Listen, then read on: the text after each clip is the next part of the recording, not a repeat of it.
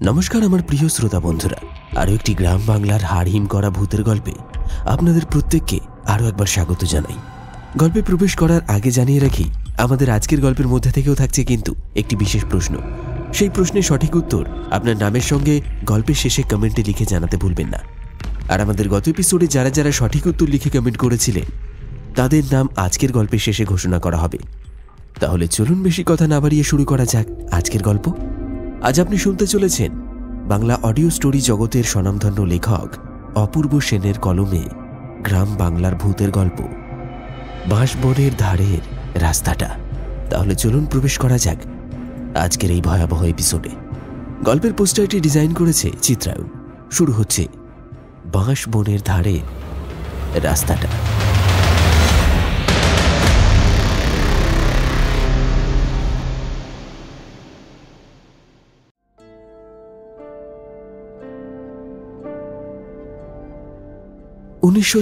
সাল, দ্বিতীয় বিশ্বযুদ্ধের উত্তাল ঢেউ যখন সমগ্র পৃথিবীর মানচিত্রে অশান্তির দোলা দিচ্ছে, তখন উপমহাদেশের কোণে কোণে যুদ্ধের ছায়া বিস্তার করে আছে অন্যরকম এক বিভীষিকায়। খাদ্যের মূল্য হু হু করে বেড়েছে। চালের কেজি 1 টাকার কাছাকাছি। কেরোসিনের হাহাকার চারিদিকে। সর্ষের তেল যেন সোনার দামে বিকত। মানুষের মুখে খাবার ছিল না, অথচ টেবিলের পত্রিকায় শিরোনামে যুদ্ধ আর মৃত্যু। কলকাতার রাজপথে ব্রিটিশ সৈন্যদের ছায়া, ব্ল্যাকআউট নিয়ম, চারপাশে অজানা আতঙ্ক। এই সময় বাংলার গ্রামগুলো যেন আরো নির্জন, আরো ভীত।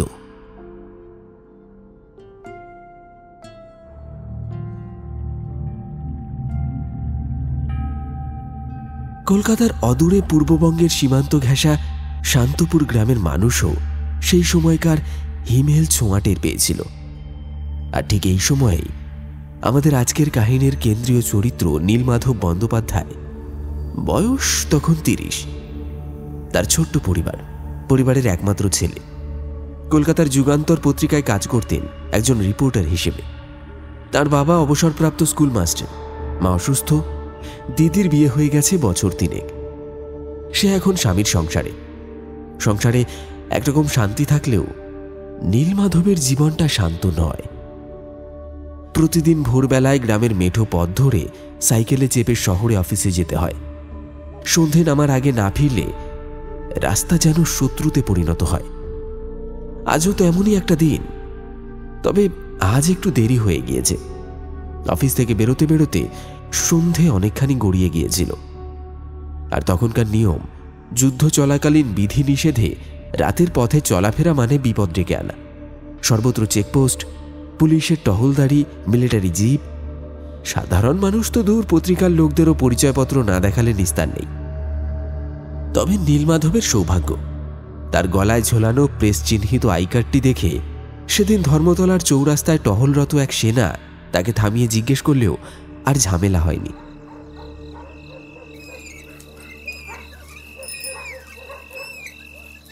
সাইকেলের হ্যান্ডেলে লাগানো ব্যাটারি চালিত টর্চটা ধীরে ধীরে ঝিমিয়ে পড়ছে। আলোটা আর আগের মতো তীব্র নয়। রাত নেমে এসেছে অশরীরীর মতো। নীলমাধব তাড়াহুড়ো করে গ্রামের দিকে সাইকেল চালাতে থাকে। শহর পেরিয়ে ধুলো মাখা রাস্তা ধরে মেঠো গন্ধ ভরা পথের দিকে সে ছুটে চলেছে।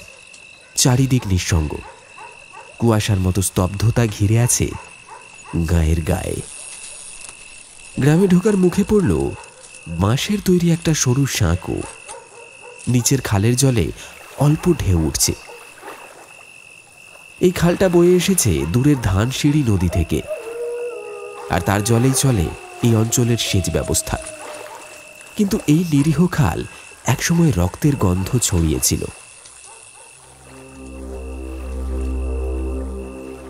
বছরখানেক আগে এক ভয়াবহ দাঙ্গা হয়েছিল এই কাছাকাছি কুলতলি আর কাশীপুর গ্রামের মাঝে।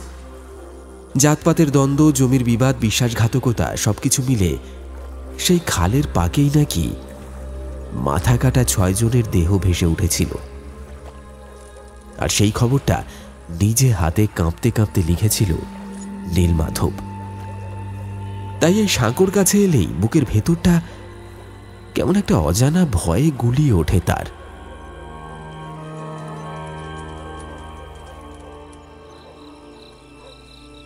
রাতটা ছিল আশ্বিন মাসে, আকাশ জুড়ে তারার ঢল, কিন্তু সেই আলো যেন পৌঁছায় না মাটির গায়ে।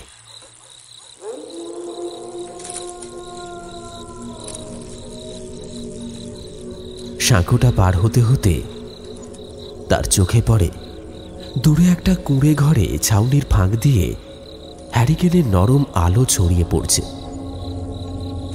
খেজুর গাছ, নারকেল গাছ আর তাল গাছের ঝোপঝাড় যেন নেমে এসেছে অন্ধকারের ছায়ার মতো।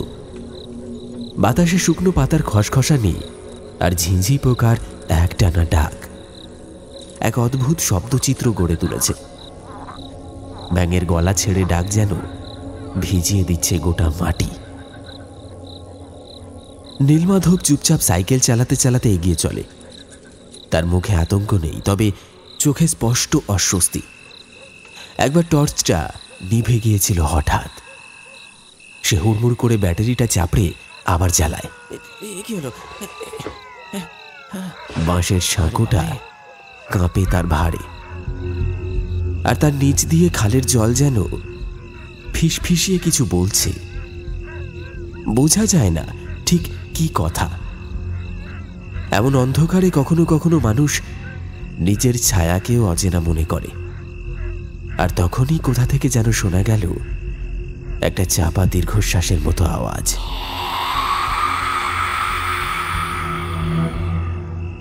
নীলমাধব থামল না।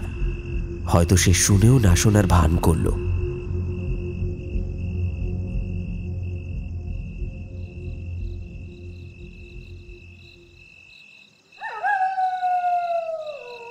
গ্রাম বাংলার চিরাচরিত নিয়মে সন্ধ্যা 6টা মানেই দিন ফুরিয়ে যাওয়া, আর রাত 7টা মানেই যেন প্রহরের তৃতীয় ঘণ্টা, যেখানে নিস্তব্ধতা শুধু শব্দ নয়, এক বাষ্পময় আশঙ্কা হয়ে চারিদিকে ঘুরে বেড়ায়। সে সময়টায় কেউ চায় না বাইরে থাকতে। আর এখন তো প্রায় মধ্যরাত। ঠিক বোঝা যায় না এটা সত্যি রাত নাকি অন্ধকারের এক গভীর অতল সাগর, যার নিচে ডুবে আছে পুরো গ্রাম। সাইকেল চালাতে চালাতে নীলমাধবের মনে কেমন একটা শঙ্কার ছায়া নেমে আসে। এখন যদি কোনো চোর বা ডাকাতের সামনে পড়ে যায়, কোনো একদল ঘর ছাড়া লুটেরা কিংবা রাতের যাত্রীবেশে দুর্বৃত্ত, তবে সে যে একেবারেই নিরুপায়। গ্রামের প্রথম সীমান্ত ছুঁতেও তো এখনো প্রায় 1 মাইল পথ বাকি। আর তার আগেই পড়ল ভট্টাচার্যদের সেই বিখ্যাত আমবাগান, যা দিনের আলোয় যতটা প্রাকৃতিক সৌন্দর্যের বিস্তার, রাতের আঁধারে ঠিক ততটাই এক অজানা ভয়ালতা।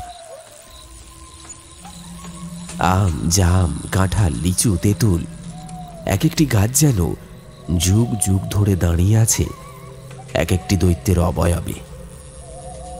সেগুলোর কালো ছায়া চাঁদহীন আকাশের গায়ে আঁকছে ভৌতিক ছায়াচিত্র। বাতাস নেই তেমন, কিন্তু পাতার ফাঁকে ফাঁকে হঠাৎ এক অদৃশ্য স্রোত যেন গোটা বাগানটাকে নাড়িয়ে দিয়ে চলে যাচ্ছে। অমাবস্যারই কোনো একটা তিথি চলছে, অদৃশ্য এক তিথি, যা ক্যালেন্ডারে লেখা না থাকলেও প্রকৃতির শরীরে তার অস্তিত্ব স্পষ্ট। চারদিক যেন কোনো অন্ধকার গহ্বরে ডুবে আছে, আর তারই মধ্যে নীলমাধব সাইকেল চালিয়ে ভট্টাচার্যদের বাগানের কাঁচা মাটির পথ ধরে এগোতে লাগল। দূর থেকে ভেসে এলো শেয়ালের দীর্ঘ হাহাকার, যেন কোনো অদৃশ্য আত্মা রাতের নিষিদ্ধ গানে অংশ নিচ্ছে। গাছের ডালে ডালে পেঁচা ডেকে উঠছে, আর বাগানের ভিতরে প্রবেশ করতে টের পাওয়া গেল আলোটা যেন খানিকটা মরে এলো। অন্ধকারটা আরেক স্তর ঘন হলো। ব্যাটারি চালিত টর্চটার আলো কেমন যেন তুলে উঠল। এক মুহূর্তের জন্য মনে হলো, যদি এখন টর্চটা নিভে যায় তাহলে এই বিশাল বাগানের কোথায় কোন দিকে যেতে হবে বোঝা দায়। রাতটা হয়তো কাটাতে হবে গাছের গুঁড়ির পাশে কোনো এক ভিজে পাতার স্তূপে বসে। এই বাগানটা কিন্তু ছোটখাটো নয়, প্রায় 10 বিঘার বিস্তীর্ণ এক অরণ্যভূমি। ঘন গাছপালা, ঝোপঝাড় আর অজস্র অচেনা শব্দে পরিপূর্ণ এক গা ছমছমে কুয়াশাময় বিস্তার। সাপের ভয়টা সত্যি নীলমাধবকে কাঁপিয়ে তোলে, কারণ এই অঞ্চলের গন্ধগোকুল থেকে শুরু করে বিষধর কালাচি পর্যন্ত সবই ছিল। বুকের ভিতরটা কেমন যেন ধকধক করতে থাকে। সে মহাদেবের নাম করে মৃদু স্বরে, যেন নিজেকেই বোঝাচ্ছে যে কিচ্ছু হবে না। প্যাডেলে চাপ বাড়িয়ে দিল। চলতেই হবে, দাঁড়ানো চলবে না। কয়েক মিনিটের নিঃশব্দ নিঃসঙ্গ প্রতিযোগিতা শেষে সাইকেলের চাকা যেন হঠাৎ করেই খুলে এলো এক খোলা রাস্তায়। বাগানটা শেষ। তার গায়ে ঠান্ডা বাতাসের একটা ধাক্কা লাগলো, যেন মুক্তির মতো শীতল এক স্পর্শ। মনের ভিতর সেই চেনা শান্তি ফিরে এলো। সামনে বাঁশবাগানটা পড়বে, সেটুকু পেরিয়ে গেলে পৌঁছে যাবে গ্রামে। ডান দিকের খালটা তার আপন ছন্দে কলো কলো শব্দ করে বয়ে চলেছে। জ্যোৎস্নাহীন আকাশের নিচে জলের কুলকুল শব্দটা এখন যেন একমাত্র জীবিত কিছুর কথা বলে। বাঁশবনের পাতায় হালকা মর্মর ধ্বনি, আর তার সঙ্গে সাইকেলের চাকার মাটি ঘষে যাওয়ার অনুরণ। রাস্তার ডান পাশে খালি মাঠ, আর ঠিক তার পাশেই উঁচু মাটির রাস্তা, যার বাঁ দিকে সেই ঘন বাঁশবনটা। লোকে বলে এই বাঁশবনের ধারে রাস্তাটা নাকি ভালো নয়, তবে দিনের বেলায় নীলমাধব এখানে মাছ ধরে, জাল ফেলে, কখনো কখনো পাড়ার ছেলেদের সঙ্গে বসে গল্প করে। কিন্তু এখন এই রাতের আঁধারে সেই বাঁশবন যেন অন্য এক জগৎ। মনোরম নয়, রহস্যময়। এমন সময় হঠাৎ বুকটা হিম হয়ে গেল নীলমাধবের। সে যেন অনুভব করল কিছু একটা অস্বাভাবিক, অচেনা। কারণ তার চোখের সামনে রাস্তার একপাশে দাঁড়িয়ে আছে এক বিশাল মৃত ডুমুর গাছ। প্রবল বর্ষণের রাতে সেই গাছটির উপর বাজ পড়েছিল। এখন তার কঙ্কালসার গায়ে গায়ে হাওয়া খেলে যাচ্ছে। ডালগুলো যেন চাঁদহীন আকাশ ছুঁতে চাইছে এক হতাশ আকাঙ্ক্ষায়। আর ঠিক সেই গাছের গুঁড়িটার কাছে দাঁড়িয়ে আছে কেউ একজন। না, ঠিক কেউ বলা ভুল হবে, একটা মেয়ে।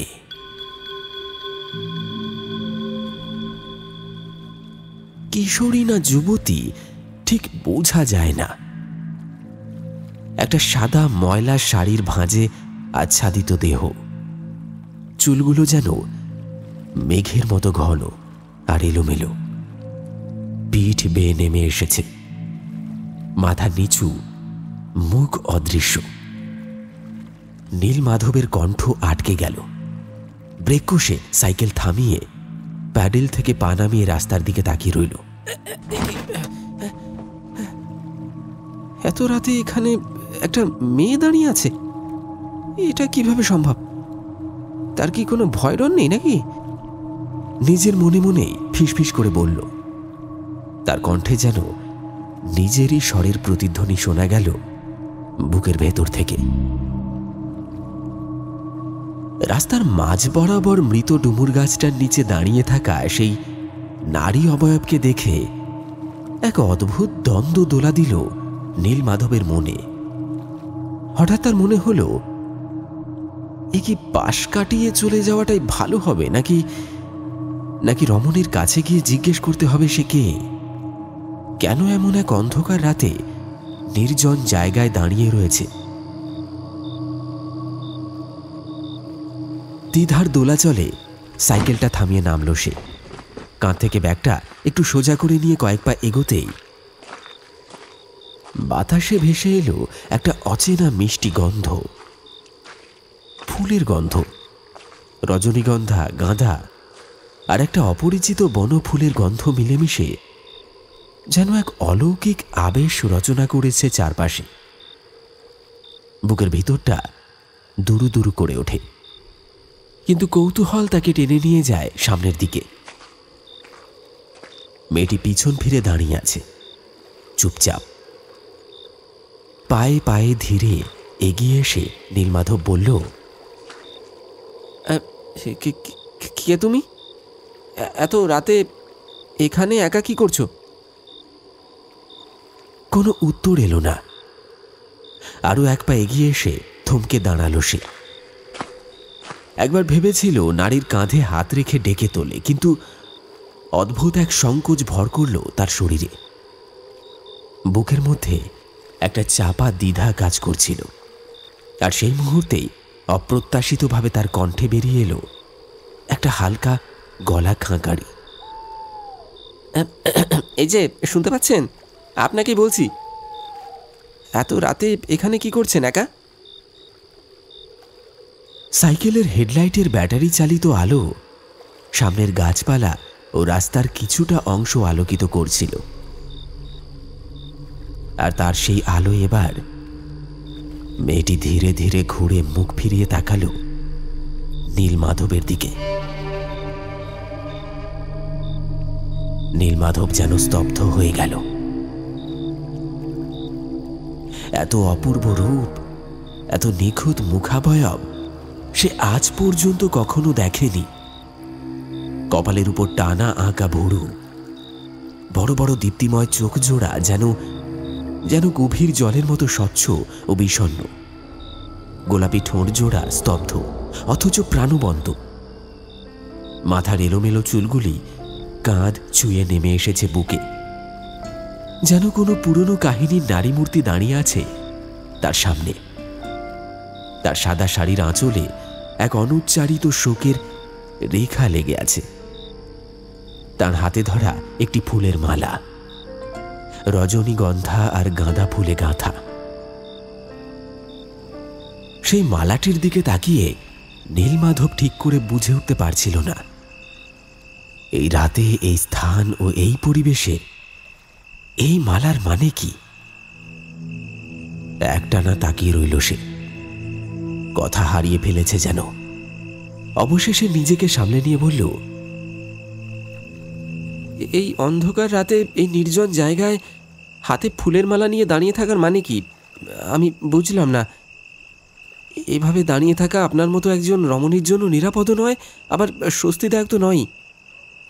মেয়েটি তখন মৃদু স্বরে উত্তর দিল, একটা মেয়ে কখনোই তো বিনা কারণে এত রাতে এমন একটা জায়গায় দাঁড়ায় না, তাই না?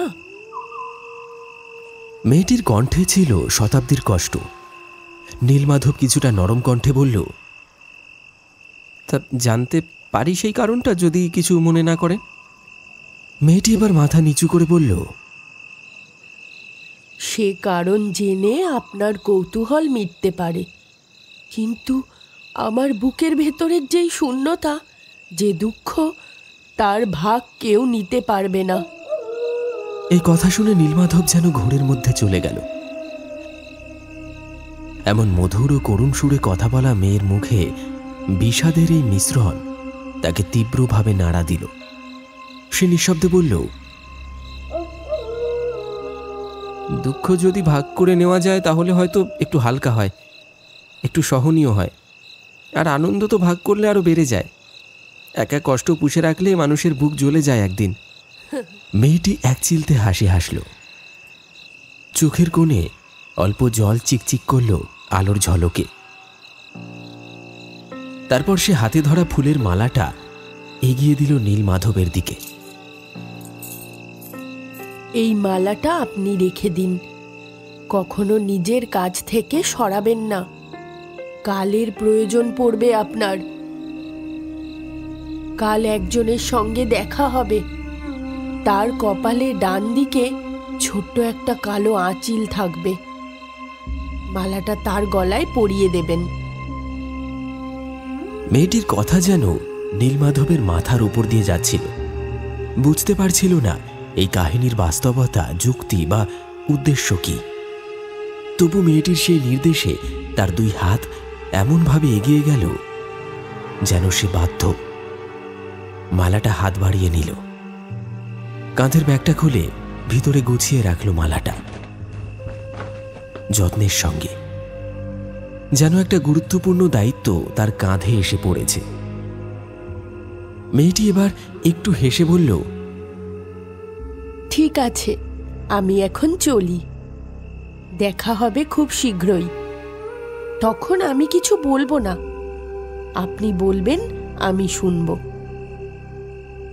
এই কথা বলে সে ঘুরে দাঁড়ালো। নীলমাধব চমকে উঠল। আচ্ছা, আপনার নামটা তো বললেন না? আপনার বাড়ি কোথায়? দেখা হবে কিভাবে? মেয়েটি তখন সামান্য ঘাড় ঘুরিয়ে বলল,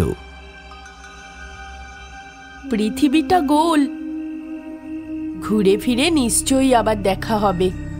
চলি। আর কিছু না বলে ধীরে ধীরে অন্ধকারের দিকে এগিয়ে গেল। ঘন ছায়ার মাঝে মিলিয়ে গেল তার শাড়ির শেষ প্রান্ত। নীলমাধব দাঁড়িয়ে রইল রাস্তার মাঝে, সাইকেলের পাশে একা, অন্ধকারের দিকে চেয়ে থাকল। মনে হলো মেয়েটি আবার ফিরে আসবে, কিছু বলবে। শুধু তার কানে ভেসে আসছে নিজের নিঃশ্বাস।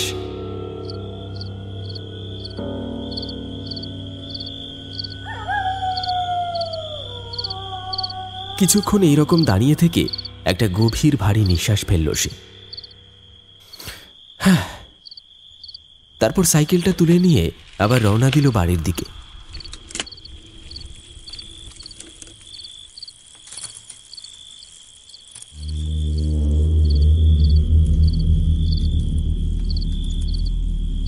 ব্যাগের ভিতর রাখা সেই ফুলের মালার অদ্ভুত গুরুত্ব যেন তাকে ক্রমশই জড়িয়ে ধরছে।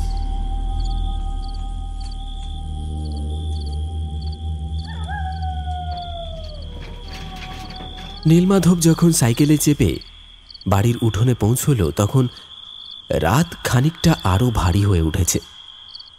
দূরের বাঁশবনে ঝিরঝিরে হাওয়া বইছে, আর চাঁদহীন আকাশের নিচে গ্রামের ঘুম যেন ঘনিয়ে এসেছে মৃত গাছের ছায়ার মতো। চৌচালা কুঁড়ে ঘরের বারান্দায় আলো জ্বলছে। উঠোনে পাতা কাঠের চেয়ারে তার বাবা এখনো বসে আছেন। নীলমাধবকে দেখে উঠে বললেন, এত রাত করে ফিরলি যে? আমি ভাবলাম আজ আর ফিরছিস না বুঝি। অফিসে জরুরি একটা রিপোর্ট তৈরি করতে হয়েছিল বাবা, বেরোতে দেরি হয়ে গেল, তাই ফিরতেও দেরি হলো। দিনকাল ভালো নয় রে বাবা, এভাবে রাত করে একা একা পথে ঘাটে ঘোরা ঠিক না। দরকার পড়লে অফিসেই রাত কাটিয়ে আসা ভালো।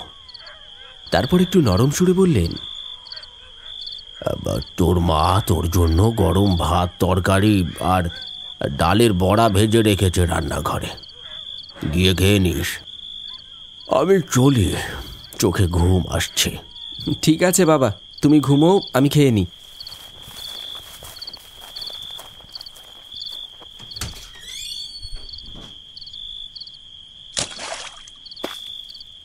ঘরে ঢুকে ঠান্ডা জলে হাত মুখ ধুয়ে নিয়ে সে চুপচাপ বসে পড়ল পাত পেতে রাখা গরম গরম খাবারের সামনে। খাবারের গন্ধ আর অজস্র ক্লান্তি মিলিয়ে একঘেয়েমি বুনছিল তার মনে, কিন্তু মনটা যে একেবারেই আজ স্থির ছিল না। মেয়েটির মুখ, তার কথা, তার সেই আশ্চর্য মালা, সবকিছু ভেসে বেড়াচ্ছে চেতনার ভিতর। পেট ভরে খাওয়ার পর ঘরের দরজাটা ভেতর থেকে আটকে দিয়ে সে ধীরে ধীরে এসে বসে পড়ল নিজের বিছানায়। কাঁধ থেকে ব্যাগটা নামিয়ে রেখে দিয়েছিল কাঠের টেবিলটার ওপর। এখন সেটার ভিতর থেকে ধীরে ধীরে তুলে আনলো সেই মালাটা। রজনীগন্ধা আর গাঁদা ফুলে গাঁথা। মালাটি হাতে নিয়েই যেন পুরো ঘরের আবহ বদলে গেল। এক অপার্থিব সুবাস ছড়িয়ে পড়ল চারিদিকে। সেই গন্ধ যা গ্রামের কোনো মেয়ের চুলে লাগানো আতর নয়, এটা ছিল এমন এক গন্ধ যা গন্ধ নয়, যেন এক ধরনের মাদকতা। সে যেন ধীরে ধীরে ঘরের ভিতরে ভেসে উঠতে লাগলো এক অচেনা আবেশের মধ্যে। নীলমাধব মালাটাকে আলতো করে তুলে ধরল চোখের সামনে, আর সেই মুহূর্তে যেন বাস্তব ও বিভ্রমের সীমা লঙ্ঘন করে তার চোখের সামনে ঝলকে উঠল একটি মৃতদেহ। চুল ছড়িয়ে থাকা, চোখ দুটি উল্টে যাওয়া, ঠোঁট থেকে রক্ত গড়িয়ে পড়ছে, হাতে সেই একই মালা। হ্যাঁ, ঠিক সেই মালাটা। মুহূর্তে কাঁপতে কাঁপতে হাত থেকে পড়ে গেল মালা, আর মাটিতে পড়ার সাথে সাথে ঘরের মধ্যে ছড়িয়ে পড়ল এক বীভৎস দুর্গন্ধ। পচা মাংস, চিৎকারে ছেঁড়া আত্মার ক্লেদ, দীর্ঘদিনের ভেজা কাঠ আর পচে যাওয়া জল।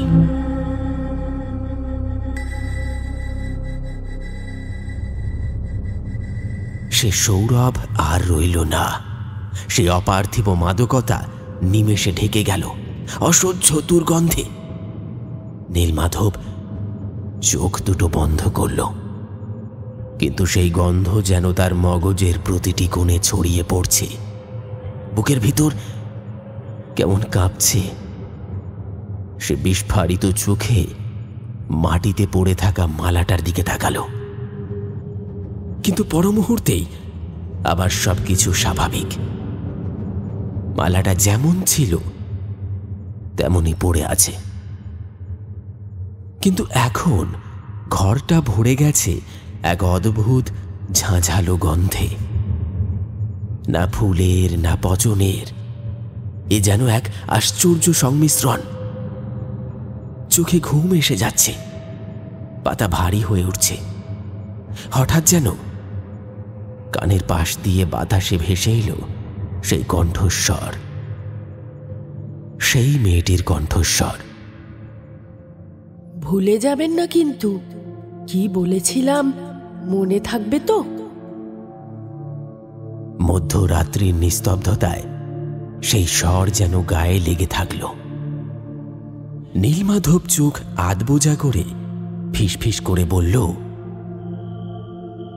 হ্যাঁ, মনে আছে, হ্যাঁ মনে আছে, হ্যাঁ। তৃতীয়বার বলার সাথে সাথেই মাথাটা যেন ভারী হয়ে এলো। বিছানায় সে লুটিয়ে পড়ল। চোখের সামনেটা ধীরে ধীরে এক গভীর ঘন নিঃশব্দ অন্ধকারে ভরে গেল। চারপাশটা হারিয়ে যেতে লাগলো। ঘরের ছাউনির উপর দিয়ে যেন এক অদৃশ্য ছায়া উড়ে গেল নিঃশব্দে।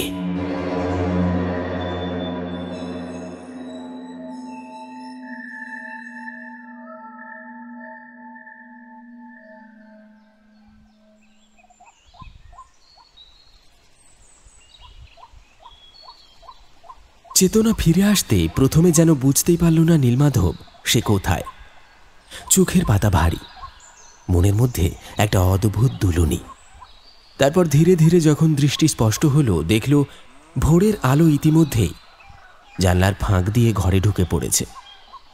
পূব আকাশে সোনালি কিরণ ছুঁয়ে ফেলছে মাটির ঘরের মৃদু দেয়াল। যেন কোনো অদৃশ্য হাত ছুঁয়ে বলছে, জাগো। গ্রামের দিকে সকাল মানে অদ্ভুত এক সরল আনন্দ। দূরে খেজুর গাছের ফাঁকে ফাঁকে রোদ ঝলমল করছে। উঠোনের কোণে সাদা হাঁসগুলো ভিজে মাটির গন্ধ শুঁকছে, আর অম্বলিত বাতাসে ফুলের গন্ধে মিশে আছে কোনো পুরনো দিনের গান। কিন্তু এই সুন্দর ভোরেও যেন মাথার ভিতর জমে থাকা ভারী বেদনাটা সরাতে পারল না নীলমাধব। উঠে বসল সে, কপালে হাত বুলিয়ে বুঝল শরীরটাও ভারী হয়ে আছে।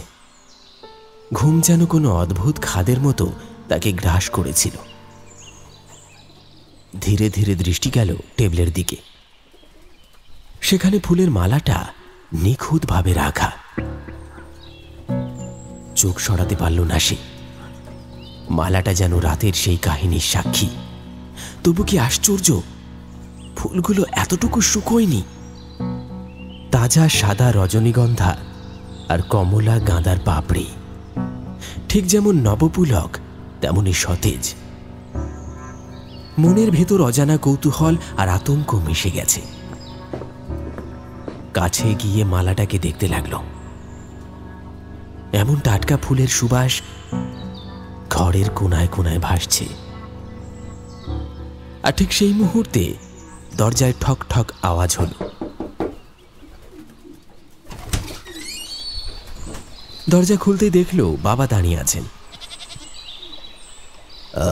রাতে ফিরতে দেরি হয়েছে দেখেই বুঝেছিলাম সকালে তুই ঘুম থেকে উঠবি দেরি করে, তাই আর জাগাইনি।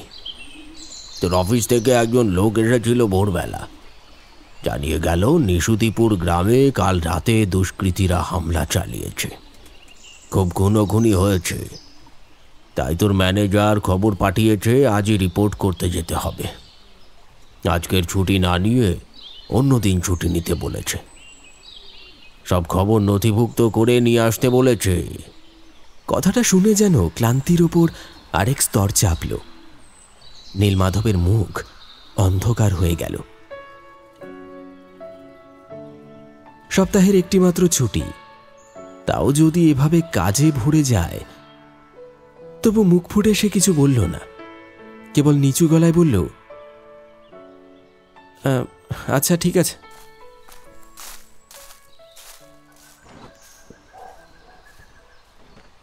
তাড়াতাড়ি তৈরি হতে লাগলো সে। কাঁধে ব্যাগটা ঝুলিয়ে নিল। মনে মনে বিড়বিড় করল,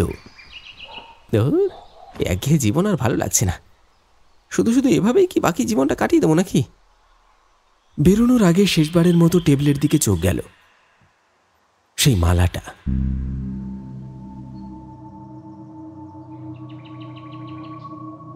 গত রাতের সেই মেয়ের কণ্ঠস্বর যেন কানে বাজল। বলেছিল সে যেন মনে রাখে মালাটা সঙ্গে সঙ্গে রাখতে হবে। আকস্মিক এক দায়িত্ববোধ মালাটি আলতো করে তুলে ব্যাগের ভেতর রাখল। অজানা এক বিষণ্ণতা বুকের মধ্যে পাক খেতে থাকল।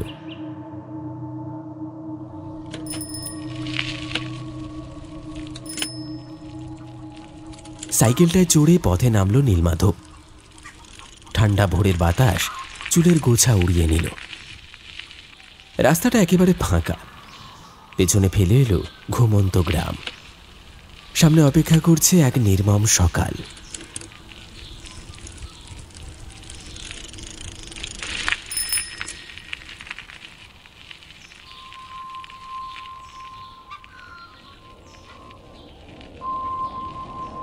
নিশুতিপুর গ্রামের প্রান্তে পৌঁছতেই মনে হলো এই পৃথিবী আর সেই আগের পৃথিবী নয়। ধ্বংসস্তূপের নিস্তব্ধতা যেন মানুষের চিৎকারকে ঢেকে ফেলেছে।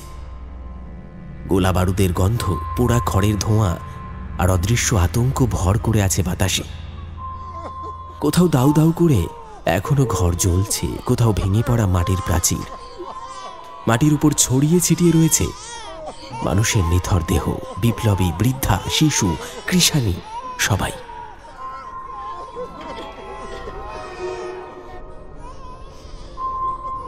যুগান্তর পত্রিকার সেই ফটোগ্রাফারও এসেছেন। ঘন ঘন ক্যামেরার আলো জ্বলছে আর নিভছে। নীলমাধব কাগজপত্রে নাম আর পরিচয় লিখে নিচ্ছিল। সে জানত কাজের খাতায় এই মৃতদেহগুলো কেবল সংখ্যা, অথচ এই শরীরগুলো ছিল কারোর সন্তান, কারোর স্বামী, কারোর বাবা। এক একটা লাশ পেরিয়ে যেতে যেতে বুকটা ভার হয়ে যাচ্ছিল। কিছু মৃতদেহের চেহারা অর্ধেক পোড়া, কারোর মুখ অচেনা, আবার কোনো কোনো মুখে এমন অদ্ভুত শান্তি যেন মনে হয় এই মৃত্যুতে লুকিয়ে আছে মুক্তি। শেষের দিকে এসে একটা মৃতদেহের কাছে থমকে দাঁড়ালো সে।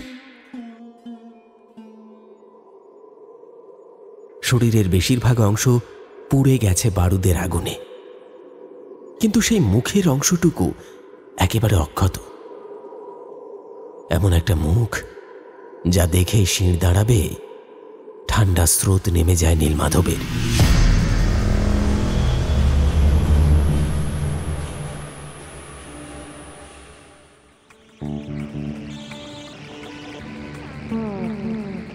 লোকটার কপালের ডান দিকে একটি কালো আঁচিল।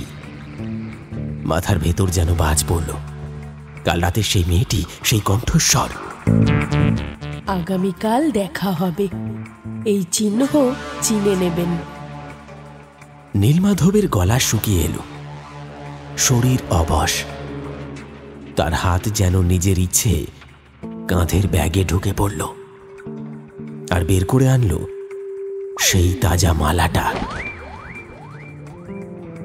কি অদ্ভুত! এখনো সেই অপরূপ সুবাস ছড়াচ্ছে।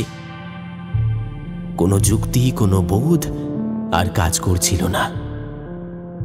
হাতটা অনিবার্য এক টানে নিচু হলো আর ধীরে ধীরে সেই মালাটি পরিয়ে দিল মৃত মানুষটির গলায়। সঙ্গে সঙ্গে বুকের ভিতর কেমন যেন ফাঁকা হয়ে গেল। চোখের কোণ ভিজে উঠল। এক ফোঁটা অশ্রু টুপ করে পড়ল পোড়া বুকে। আর সেই নিথর মুখে, যেটি মৃত্যুর অমোঘ ছায়ায় ঢাকা।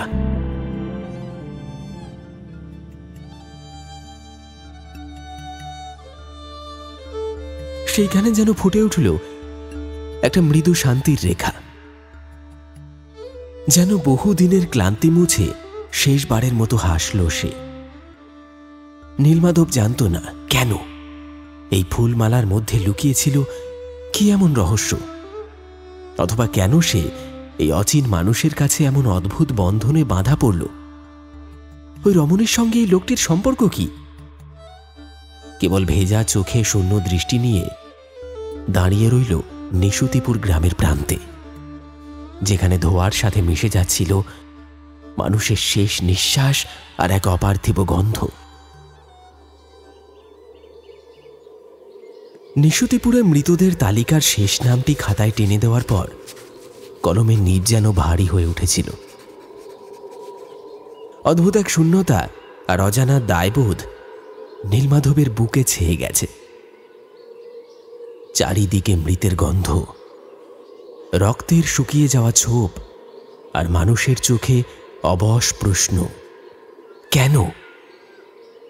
আর ঠিক তখনই এই মৃত নিশ্চুপতার মাঝেই দূর থেকে কানে ভেসে এলো এক অদ্ভুত চিৎকার। মরে গেছে, মরে গেছে সবাই, মরে গেছে, মরে গেছে।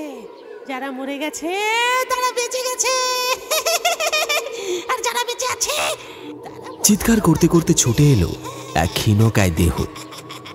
ময়লা ছেঁড়া ধুতি পরা, মাথার চুল এলোমেলো, চোখে এক অদ্ভুত লালচে দীপ্তি। গ্রামের পাগল বোধ হয়। সবাই তাকে চেনে, কিন্তু আজকের মতো এমন বিহ্বল চিৎকার কেউ আগে কখনো শোনেনি। পাগলটা হঠাৎ নীলমাধবের সামনে এসে থেমে গেল। তার চোখে একেবারে সরল অথচ ঘোর লাগা দৃষ্টি। এই যে বাবু মশাই, এই যে শুয়ে আছে, জানেন তো এই লোকটা কে ছিল? সে শুধু একজন মানুষ ছিল না, সে ছিল স্বপ্ন, সে ছিল আগুন। সবার জন্য সে মরতে জানতো, সবার জন্য, নিজের জন্য কিছু রাখেনি। ওই ব্রিটিশের রক্ত দেখে থেমে যায়নি ওর হাত, জানেন? একটা সময় ছিল যখন দেশের বুকে বিপ্লবীর বীজ বোনার কাজ করতো এই মানুষটা। ছায়ার মতন ঘুরে বেড়াতো, পুলিশের চোখ ফাঁকি দিয়ে বারুদ নিয়ে আসতো। ওর হাতে ছিল না তলোয়ার। আর আর আর আর জানেন তো, এর একটা মেয়ে ছিল, একমাত্র রক্তের সম্পর্ক। তার নাম আমি বলবো না। মেয়েটা না, এটা ফুলের মালা হাতে অপেক্ষা করতো প্রতিদিন। সে জানতো একদিন বাবাকে শেষবারের মতো মালা পরাতে হবে, বিজয় যখন হবে তখন। কিন্তু বিজয়ী হয়ে বাবা ফিরল না, ওই মালাও দেওয়া হলো না। আর কোনোদিন হবেও না, হবে না, কি জানি, হবে না, আর কোনোদিন হবে না। পাগলের কণ্ঠে তখন কান্না আর হাহাকারের মিশেল। হঠাৎ সে চিৎকার করে উঠল, আপনি কি দেখেছেন তাকে? হ্যাঁ, আমার সেই পাগলি মেয়েটাকে দেখেছেন আপনি? হ্যাঁ হ্যাঁ। নীলমাধব কাঁপা কাঁপা কণ্ঠে কিছু বলতে যাবে, হয়তো হ্যাঁ অথবা কিছু অস্পষ্ট অভিব্যক্তি, কিন্তু তার আগেই পাগলটা আকাশের দিকে চেয়ে বলে উঠল, আমি জানি, আমি জানি সে কোথায়, আমি জানি, আমি যাচ্ছি, আমি তাকে ডেকে নিয়ে আসি। বাবাকে দেখবে তো, দেখবে তো নিশ্চয়ই। কথাগুলো বলে হাসতে হাসতে দৌড়ে পালিয়ে গেল সে। আমি যাচ্ছি, দাঁড়া দাঁড়া, আমি যাচ্ছি। মুখে একরাশ পাগলামি আর বেদনার মিলন। নীলমাধব দাঁড়িয়ে রইল কিছুক্ষণ, ঠোঁটের কোণে জমে থাকা এক অনুচ্চারিত প্রশ্ন নিয়ে।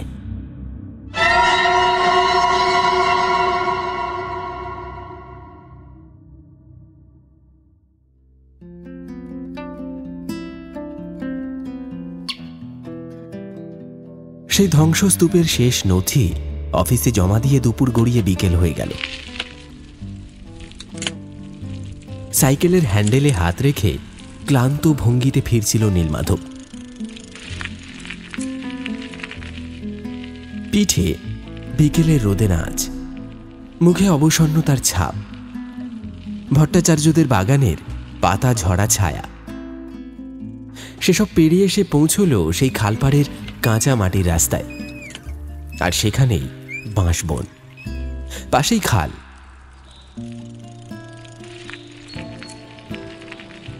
এই খাল ছিল কখনো শান্ত, কখনো নিস্তরঙ্গ, কিন্তু আজকে যেন তার রক্ত মাখা রূপ।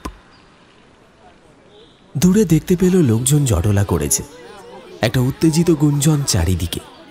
ফাঁকা রাস্তায় এমন কোলাহল চমকে দিল নীলমাধবকে। সাইকেলটা দাঁড় করিয়ে এগিয়ে গেল সে। মানুষের মুখ থেকে ভেসে আসছে অস্পষ্ট বাক্য। একটানা অজস্র মানুষের মধ্যে এগিয়ে গেল সে। তারপর জিজ্ঞেস করল, কি হয়েছে গো ধীরেন কাকা? ধীরেন কাকার মুখে আতঙ্ক, চোখে বিষণ্ণতা। কি আবার হবে? মনে হয় ব্রিটিশরা গ্রামের মানুষদের ধরে ধরে মেরে নদীর জলে ভাসিয়ে দিয়েছে। সেই লাশই এখন বাঁকের মুখে এসে আটকে আছে। দেখছো না, এই হচ্ছে এখনকার রাজনীতি।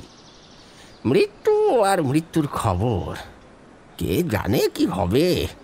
নীলমাধব কথা হারিয়ে ফেলল। নিজের ভেতর একটা প্রলয় বয়ে যাচ্ছে। শরীরটা ঝিমঝিম করছে, কান ঘন ঘন ভন ভন করছে। জল ছুঁয়ে থাকা সেই ভিজে কাদার পাঁকে যে দৃশ্যটা দেখতে পেল তা ভাষায় লেখা যায় না। একটা মৃতদেহ, মুখটা থেতলে গেছে, চুলে কাদা আর মরা শ্যাওলার ছোপ।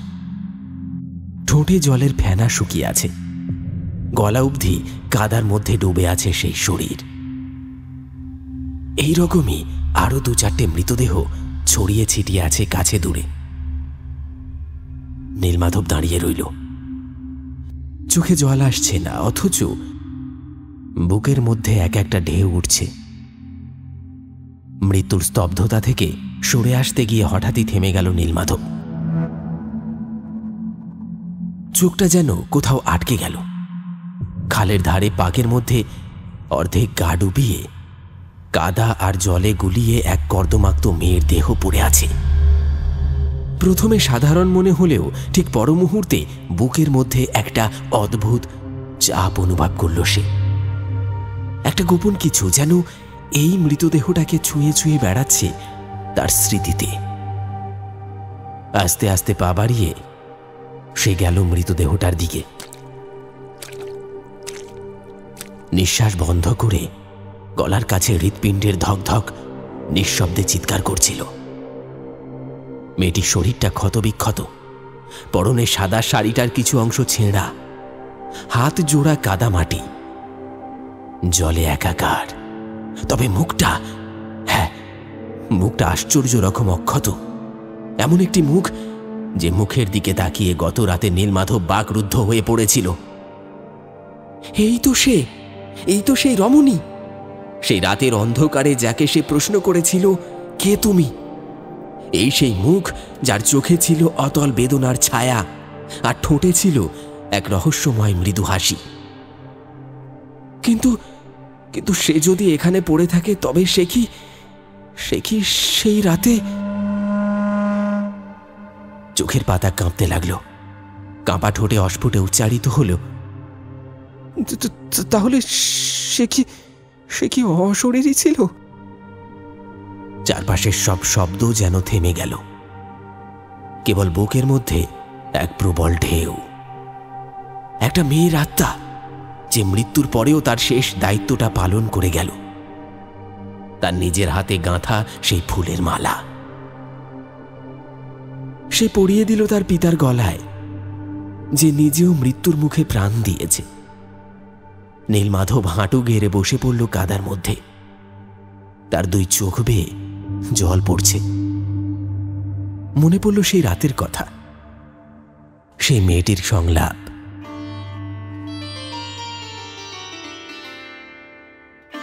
কাল একজনের সঙ্গে দেখা হবে, তার কপালে ডান দিকে ছোট্ট একটা কালো আঁচিল থাকবে, মালাটা তার গলায় পরিয়ে দেবেন। সে দিয়েছে, সত্যি দিয়েছে। জানেনি কার জন্য, জানতো না মেয়েটি মৃত, জানতো না তার প্রেম প্রথম রাতেই শেষ দেখা হয়ে উঠবে। হঠাৎই যেন নিজের ভিতর থেকে ভেসে উঠল এক তীব্র উপলব্ধি।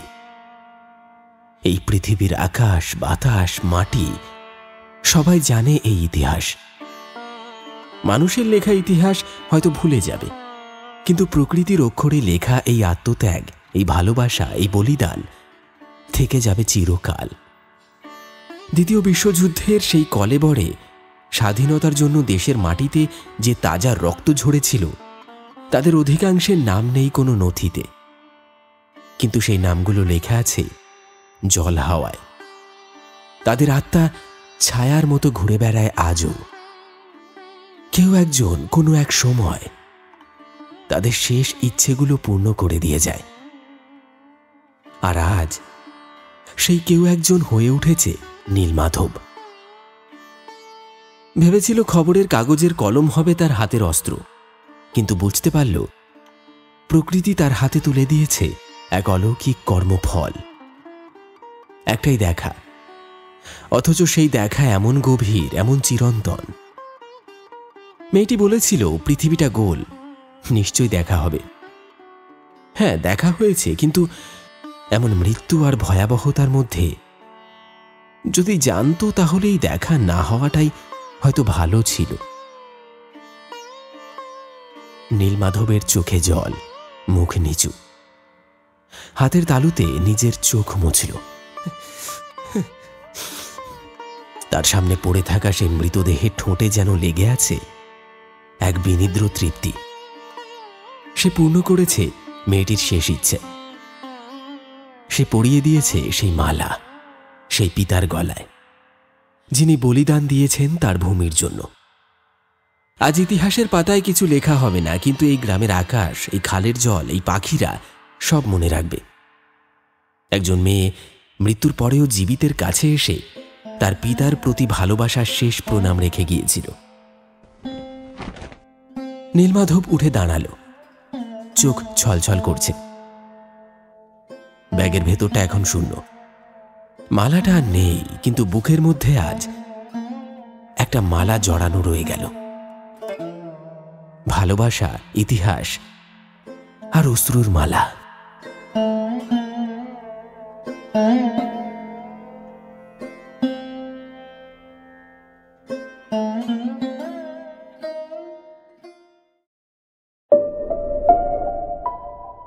শুনলেন বাঁশ বনের ধারের রাস্তাটা। আমাদের আজকের নিবেদনের এই গল্পটি আপনার কেমন লাগলো অবশ্যই আপনার মতামত কমেন্ট সেকশনে কমেন্ট করে জানাতে ভুলবেন না। যেমনটা গল্পের শুরুতে বলেছিলাম, আজও গল্পের মধ্যে থেকে থাকছে একটি বিশেষ প্রশ্ন, আর সেই প্রশ্নটি হচ্ছে নীলমাধব কোন পত্রিকার সঙ্গে যুক্ত ছিল। প্রশ্নের সঠিক উত্তর আপনার নামের সঙ্গে কমেন্ট বক্সে লিখে জানাতে ভুলবেন না। তাহলে চলুন একবার ঝটপট দেখে নেওয়া যাক আমাদের গত এপিসোডে কারা কারা সঠিক উত্তর লিখে কমেন্ট করেছিলেন। কমেন্ট করেছিলেন সোদপুর থেকে আত্রেই, সৌদি আরব থেকে রবিউল ইসলাম, হালিশহর থেকে অর্ণব মণ্ডল, বনগাঁ থেকে স্বস্তিকা ভৌমিক, কল্যাণী বেদী ভবন থেকে সৌমেন দে, সীমা দে ও সৌমিক দে, গুজরাট থেকে চন্দনা দাস এবং প্রতিমা দাস, বসিরহাট মালতীপুর থেকে মনিরুল ইসলাম, তামিলনাড়ু থেকে আনারুল, শ্রীনারায়ণপুর পয়লাঘেড়ি থেকে দেবাশিস নাইয়া, ছয়ঘড়ি পশ্চিমপাড়া থেকে গোলাম মুর্তুজা এবং তার ছেলে জিশান ও গিরাম, হাওড়া সাঁতরাগাছি থেকে মিঠুন, মুর্শিদাবাদ থেকে সৌরভ পটুয়া, বারুইপুর জেলের কাছ থেকে শঙ্কর মণ্ডল, দাসনগর থেকে বিদেশ, সুন্দরবন থেকে রনি দাস, পশ্চিম মেদিনীপুর থেকে মানুষ জানা, জয়পুর থেকে মোহাম্মদ মসিদুর রহমান, উত্তর 24 পরগনা চারঘাট থেকে উমা মণ্ডল, বসিরহাট বিবিপুর দক্ষিণপাড়া থেকে মিন্টু মণ্ডল, ডায়মন্ড হারবার থেকে মকসুদ, তামিলনাড়ু থেকে বিশ্বজিৎ সিং, দক্ষিণ 24 পরগনা ভাঙর গঙ্গাপুর কলকাতা লেদার কমপ্লেক্স থেকে হেমন্ত মণ্ডল, গড়বেতা থেকে সবুজ, অনু এবং পিঙ্কু, বাউরিয়া বুড়িখালি থেকে স্নেহা মিত্র, চাকদহ থেকে সাথী, আরোহী এবং দীপ্ত এবং পূর্ব বর্ধমান থেকে মুন্না রুই দাস।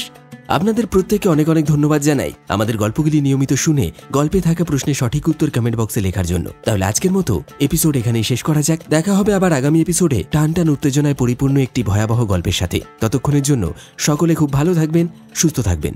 ধন্যবাদ।